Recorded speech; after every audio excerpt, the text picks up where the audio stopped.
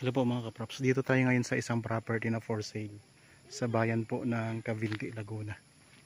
Ito po ay tabing kalsada lang. Ito na po ang property mga kaprops. Mula po doon sa poste na yan, ang Meralco. Yan po yung boundary. Tapos ito po yung property. Actually mga kaprops, ito ay magkabilaan. Kasi itong kabila, sakop din po ito ng property. Ang sukat nito ay 2.3 hectares mga kaprops. Napapagitnaan po ito ng kalsada.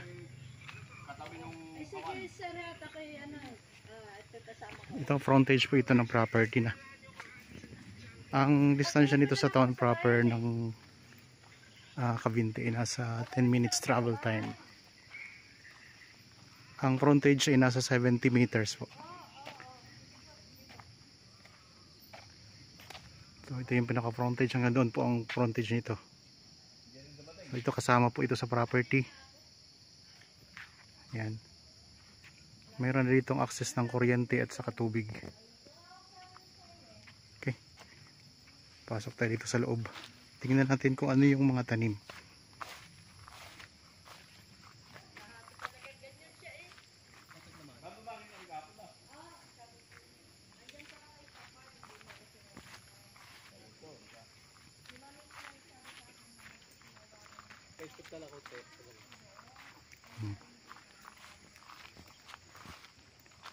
Medyo maputik at maulan.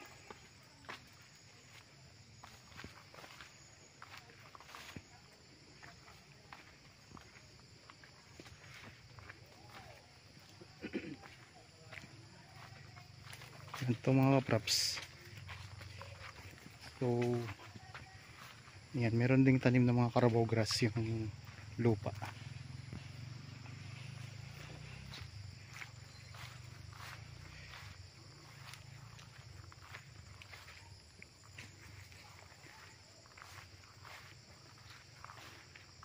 Ang presyo ay nandyan po sa description box at sa title nitong video. Yung mga naghahanap po ng property sa Cavinti, so ito po, pwede nyo po itong tingnan mga kaprops. Ito ay titulado.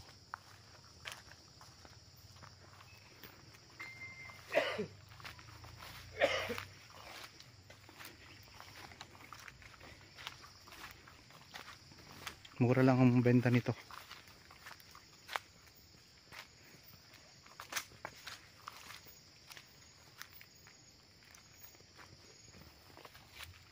Medyo masukal pa lang, no?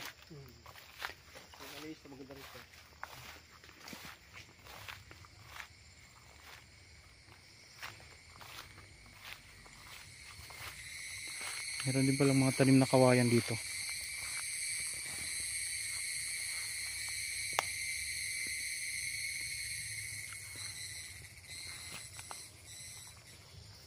Ito tayo sa may pagba. Okay.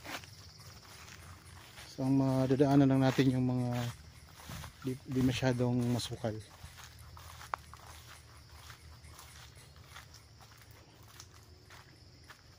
Malawak-lawak itong property mga kaprops kasi 2.3 hectares na ito.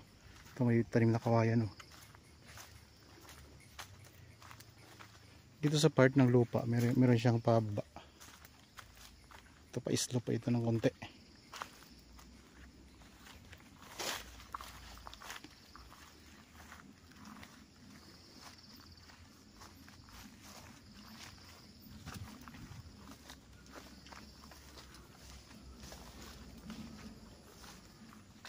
Tabing kalsada lang, murang-mura lang benta mga kaprops. Wala na tayong bibiling right of way. Pwede nyo po itong i-subdivide.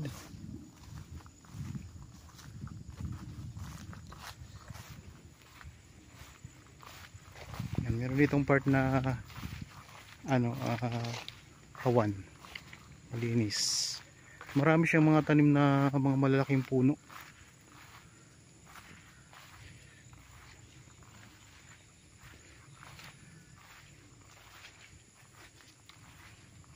Mga good lumber yata to Kuya Chris, no? Tapos dito may maliit na sapa, no? Sapa. Ito, may maliit na sapa dito.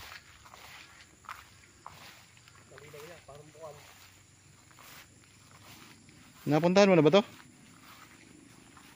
Kaya Chris? Pare-pare. Malinaw nga oh. Bukal yata to. Bukal ka. Nagilong nga. Yan ito mga kaprops. Malinaw yung tubig. Maliit na sapa. Bukal yata ito eh. Yan.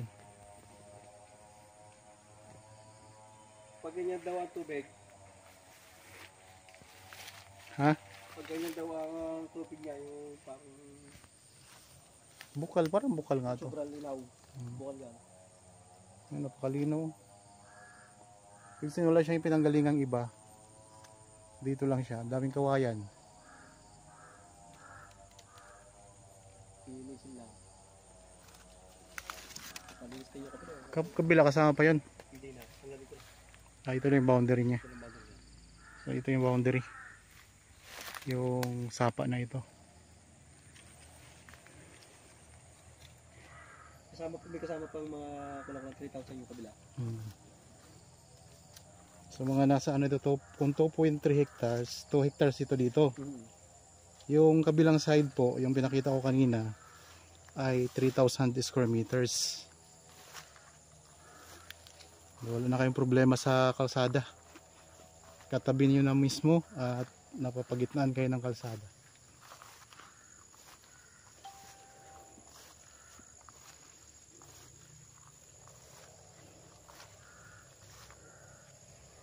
Oops. Carabao grass.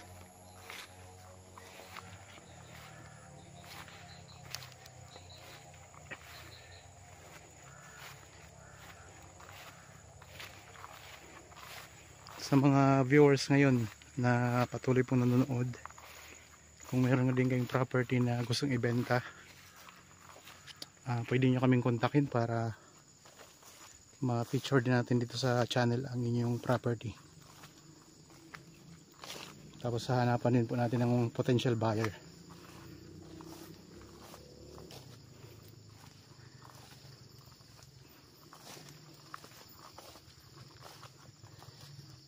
Pag nalinis po ito at nahawan,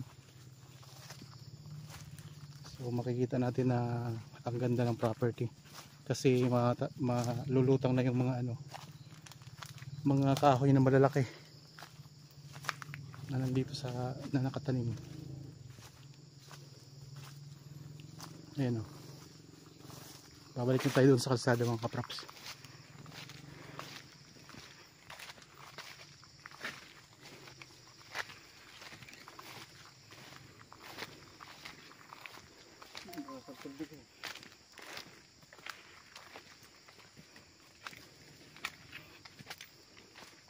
Anong mga nakita mo kuya na tanim? Santol. May mga santol.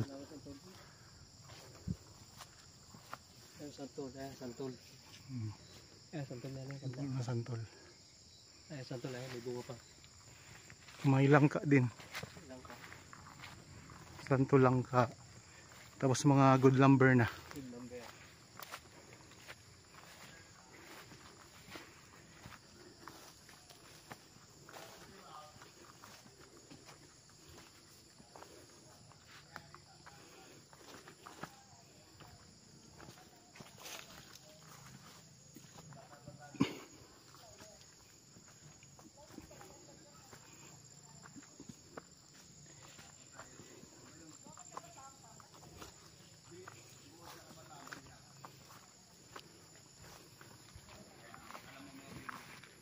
Dito na tayo sa kalsada.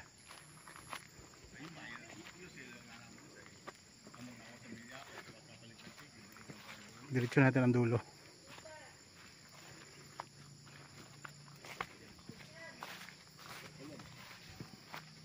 Santol na tayo kablang. Yan.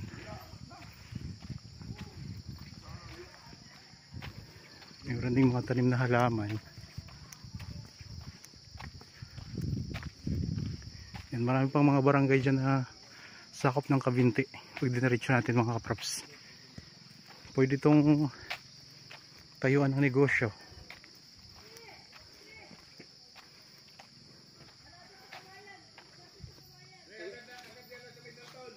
Ito. So dito. Dapat ito. Yan, ito na po. Hanggang dito po yung frontage nito. So nasa 70 meters. Hanggang doon sa poste na pinakita ko kanina. Tapos ito kasama pa to sa property. Ito yung nasa 3,000 square meters. Ang sukat.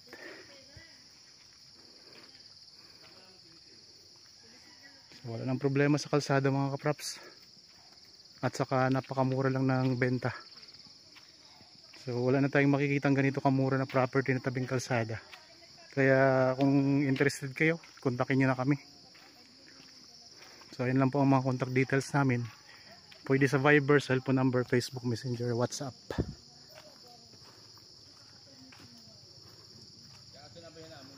Okay, ulitin ko lang mga kaprops, ito po ay 2.3 hectares ang buong sukat nito. Magkabilaan, ito yung 3,000 square meters. Tapos sa kabila, ito po yung 2 hectares.